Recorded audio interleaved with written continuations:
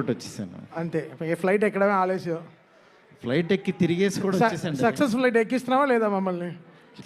అది నీ చేతుల్లోనే ఉంది, నువ్వే కొడుతున్నావు అక్కడ. నా పని అయిపోయింది. నువ్వు ఎంత బాగా కొడితే. డార్లింగ్ డార్లింగ్ చూడండి డార్లింగ్, అసలు ఫస్ట్ రోజు నుంచి ఈ మాట మీదే ఉన్నాడు. సరే మాట్లాడు, చెప్పడలే. నీ వెనక్కే నేను. చాలా మాట్లాడాలనుంది, చాలా చెప్పాలనుంది, కాకపోతే అన్నీ చెప్పు డార్లింగ్. నేను వెయిట్ చేస్తా. నీకు చాలా కామెడీగా ఉంది డార్లింగ్.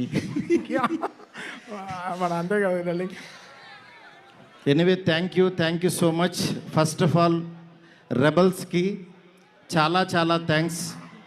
ఎందుకంటే నేను తీసిన సినిమాని బిగినింగ్ నుంచి నన్ను ఎంకరేజ్ చేస్తూ ఇంత దూరం తీసుకొచ్చారు. అసలు ఈ సినిమా, ఈ మూమెంటు, ఈ ఈవెంటు ఇక్కడికి వస్తాను అని అనుకుంటున్నానంటే కారణం ఇద్దరే.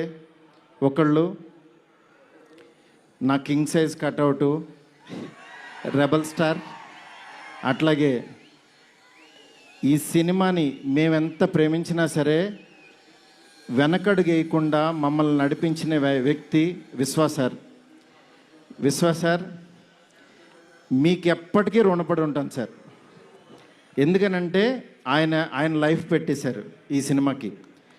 పీపుల్స్ మీడియా మొత్తం, పీపుల్స్ మీడియా స్టాఫ్ కానీ, పీపుల్స్ మీడియాలో పనిచేసే ప్రతి ఒక్కళ్ళు కానీ, మనం ఈరోజు ఏదో ఇది నేను చెప్తున్నాను, ఒక సాదా సీదా ఒక ఫంక్షన్ కాదు ఇది.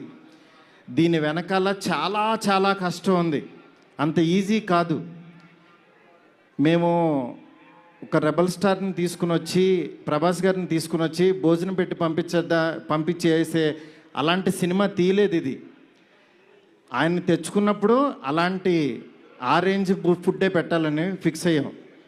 అందుకని మీకు నేను చెప్తున్నాను, థియేటర్కి వచ్చిన వాళ్ళకి మాత్రం 100% ఎంత ఎఫర్ట్ పెట్టామో మీకు కళ్ళకు కనపడుతుంది. నెక్స్ట్ అసలు ఈ జర్నీ ఇక్కడ కొంచెం మాట్లాడాలి. నన్ను మా ఫ్రెండ్స్ అందరూ మాట్లాడమని చెప్తున్నారు.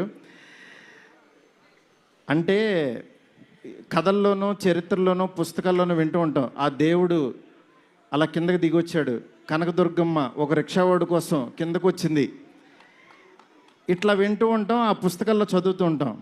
నా రియల్ లైఫ్లో ఆదిపురుష